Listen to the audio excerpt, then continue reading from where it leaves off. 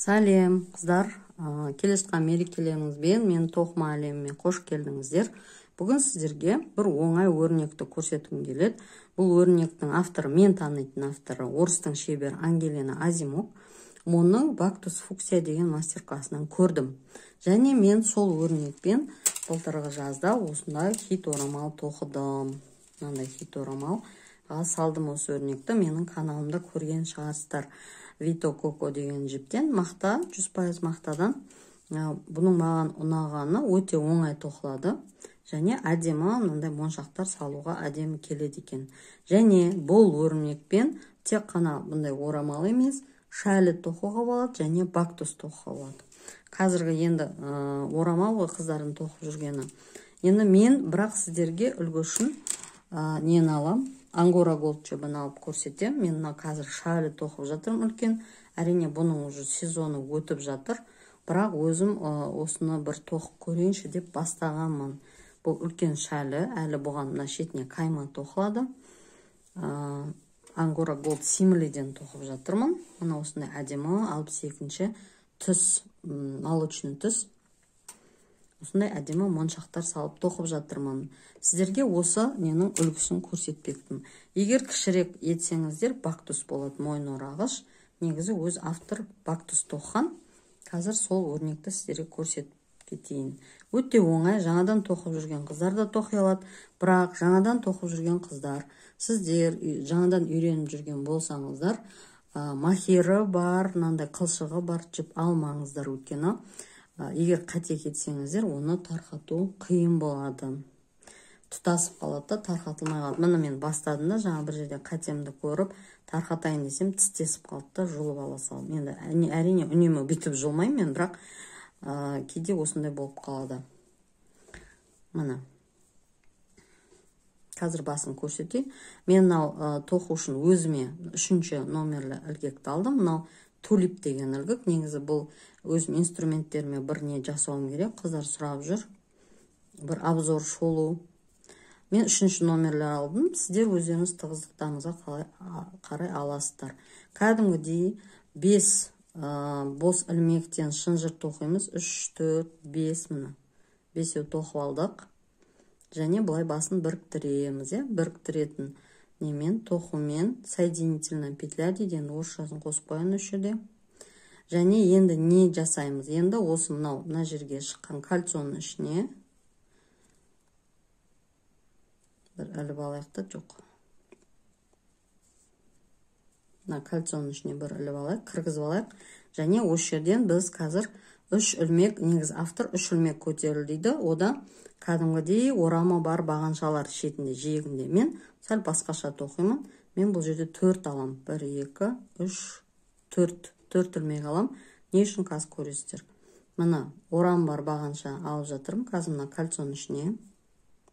Қараңыздар. Кәдімгі орам бар бағаншаны бұлай біз екеуін біріктіре саламыз. Маған бұл жеткіліксіз болды. Егер де мен сіздер жай тоқып көріңіздер, егер де болатын болса тоқып кетесіздер. Маған бұл болмады.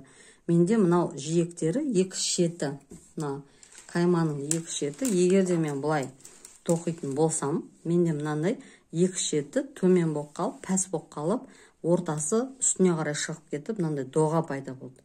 Сол үшін мен шетін басқа немен тоқыдым, басқа бағаншамен тоқыдым. Бұны енді анық атын білмеймін, мен патентті деп бір жерде естігем. Қараңыздар, бұлай, мына жерде 3 ілмек пайда болды ғой. Соның біріншісін тоқып аламыз, одан кейін екіншісін. 2 рет тоқимыз, 1 рет емес. Тағы да екіншісін аламыз. Мына 1, 2. Мына 2, бір жерден 2 алдық. Енді ортасына 2 бос ілмек, немесе воздушная петля дейді орысша. Осындай біз 4 топтама жасауымыз керек. Осы әдіспен 4 топтама жасаймыз. Мына 2-ін жасап алдық. Тағы 2 бос ілмек.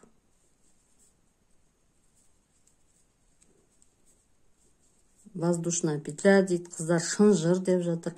Білмеймін, қазір тіліме қазір келіп бос ілмек деген вроде удобно сияқты. Бір қазақша сөздік жасаймыз деп ойлаған еді қыздармен. Так, мұны төртеу жасап алдық. Мұны көрдіңіздер. Мұны 1, 2, 3, 4. Енді мына жерде біз 4 ілмек тағы да көтерілу үшін алғашында алдық қой жаңа төртеу. Сол сияқты 1, 2, 3, 4. Бұны екінші бөлімде мен қаймат оқимын, сол жерде көрсетемін не үшін керек екен бұл шетінде. Мүмкін тоқып жүрген қыздар болса білесіздер онда. Так, енді мына жерде мына екеу төртеуі бұл жиегі болады орамалдың, үнемі қайталанып отырады. Екі шетінде үнемі қайталанып отырады осы 4 бағанша. Так, ортасында 2 бос ілмек. Болды, бұны айтудың да қажеті жоқ. Осылай қайталана береді. Енді біз қазір өрнегімізді бастаймыз. Үш жерде өрнегіміз басталады. Негізі авторда 2 ілмек алады, мен 3 алып көрейін. 1, 2, 3. Енді мына ортасына өрнек тоққан кезде кәдімгідей міне жай, міне екеуін бірақ алдым. Жай орамы бар бағанша немесе столбик с накидом дейді, орысшасын қосып қояйын. Кім орысша ютубтан көріп тоқып жүр, соларға түсінікті болу үшін міне. Екі шетіне 3-ден алдым, бос. Ортасында 2 орам бар бағанша. Мына жиегін тоқыдым. Мен қазір сіздерге өрнектің бас жағын ғана көрсетемін. Ары қарай өздеріңіз қалағанша шалының, немесе бактустың, немесе хит орамалыңыздың несін тоқи бересіз, ұзындығын. Қанша керек сізге? 1 метр қаласыз ба, 2 метр қаласыз ба? Видеоға тоққаннан кейін сәл қобалжу болып жатыр ма, шығып кетіп жатыр. Так. Негізі менің негізгі бағытым ол бізбен тоқуда. Ілгекпен тоқуды кейін тоққан, сондықтан мүмкін бұрын тоқып жүрген қыздар айтатын шығар, апай дұрыс ұстамай жатыр ма, бір нәрсе ма деп. Маған қалай ыңғайлы, солай ұстап жатырмын. Мына осылай топтама тоқып алдық. Енді өрнегімізді жалғастырамыз.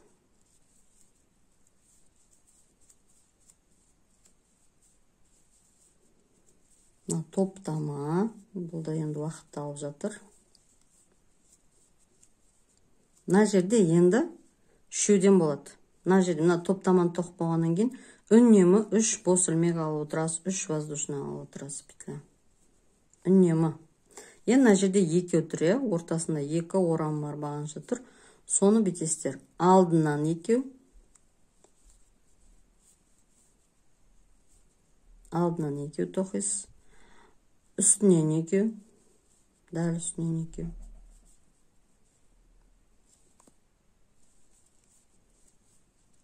Және артынан тағы да жанынан. 2 жанынан 2-ден, сонда сіздің бағанағы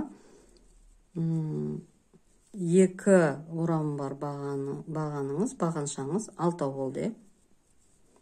1, 2, 3. Мына шетіндегі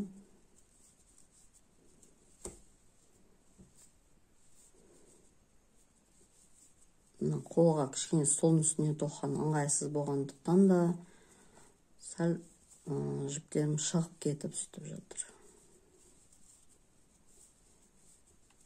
Так, 1, 2, 3, 4. Шетінде мен 4-ден алып отырам.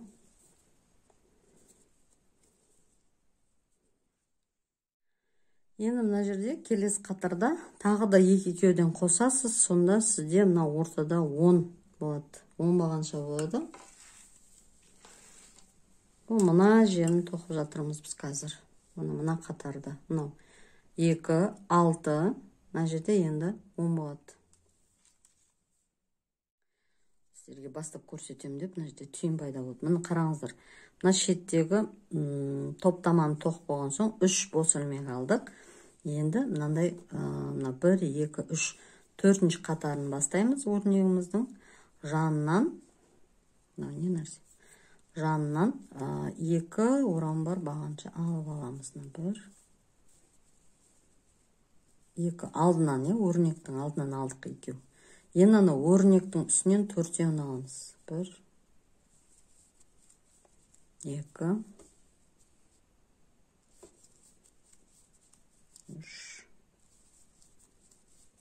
4 төртеуін алдық. Сонда мына жерде бізде 6 болды. Мына 2 және 4. Енді 2 бос ілмек тастаймыз. 2 воздушный петля. Астынан 2 ілмек тастап кетеміз. Мына 1, 2 тастап кеттік.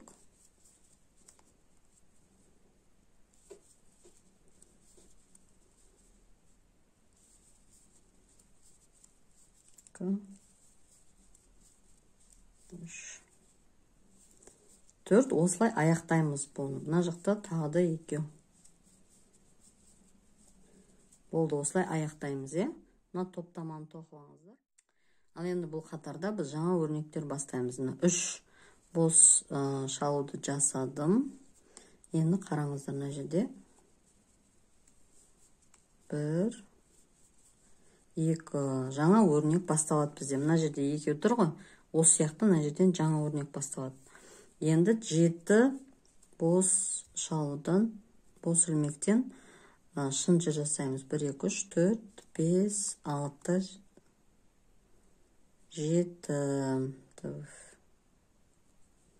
7. Енді мына ортасындағы тесікке біз 3 орамы жоқ бағанша столбик без накида, егер орысша көріп жүрсеңіздер, мұны 3.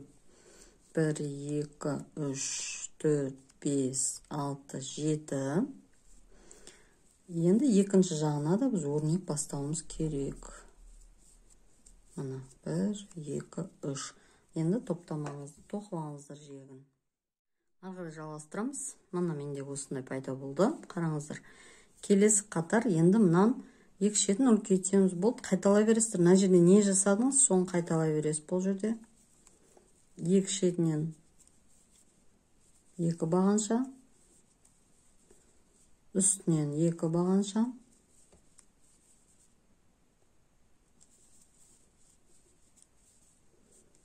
екінші жағынан тағы да 2 бағанша.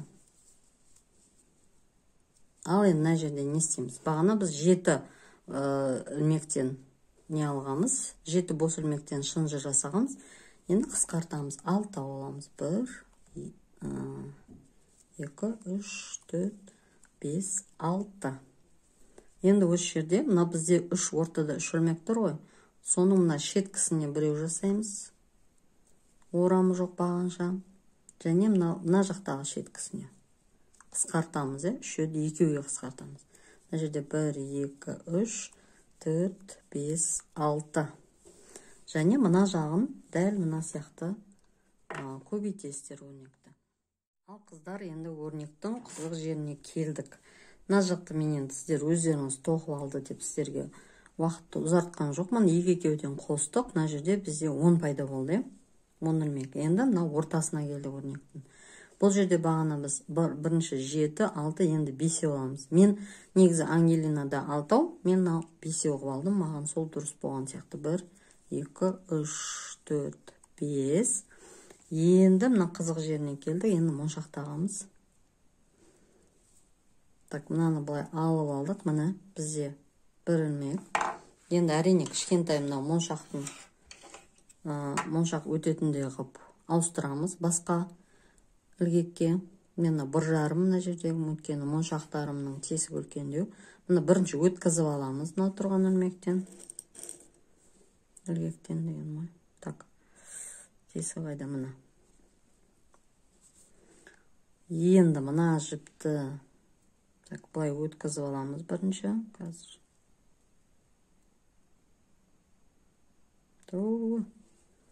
Бір видео көрсетейін десең өстіп қалады. Әшінде ауыз жаппас деген сияқты. Так, мұны өткізіп алдық. Бірінші өткізіп аламыз. Одан кейін екеуін біріктіреміз. Көрініп тұр ма? Екеуін біріктіреміз. Біріктірдік. Енді бағана екінші ілмегіміз бар ғой біздің. Осы екінші ілмегімізден былай алып, бір шығарып алдық та бірінші. Мына жерден. Және екеуін біріктіріп жібердік. Мына. 1, 2, 3, 4, 5. Мына қараңыздар. Мына моншақ әп-әдем болып тұра қалды. Негізі моншақты осылай өткізудің де түрлі әдісі бар екен.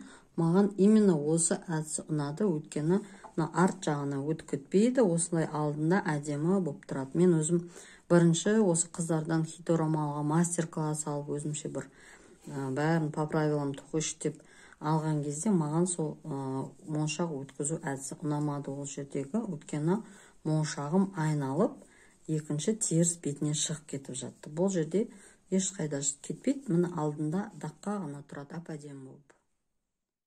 Ал енді мен сіздерге қазір мен көрсететін соңғы қатар қалды. Неге соңғы? Өйткені осы қатармен сіздер орамалдарыңызды аяқтайсыздар.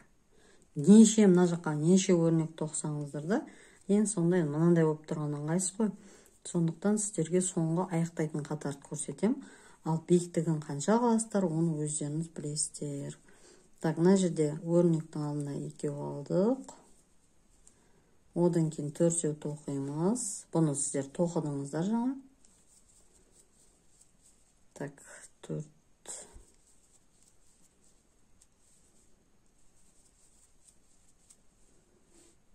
Алты, ортасында 2. Астынан 2 тастап кетеміз. 1, 2, 3.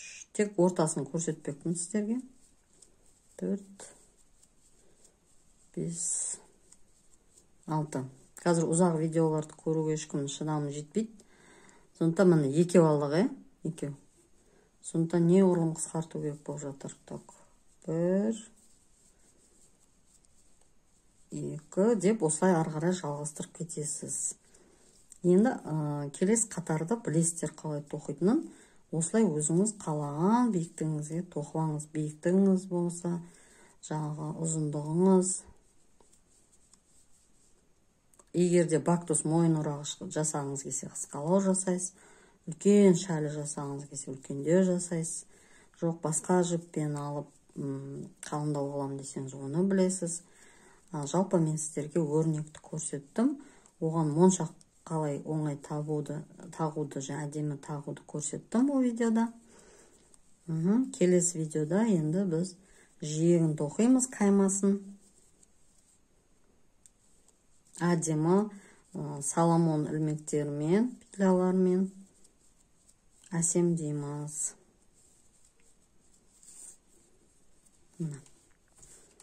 Осылай шықты. Осы өрнекті қайталап кете бересіздер. Өте оңай. Тек мына шәлі тоққан кезде, жалпы орамал тоққандай ыңғайлы, бірақ шәлі тоққан кезде мына ортасының осылай тіп-тіке болып тұрған сәл ыңғайсыздау болады екен.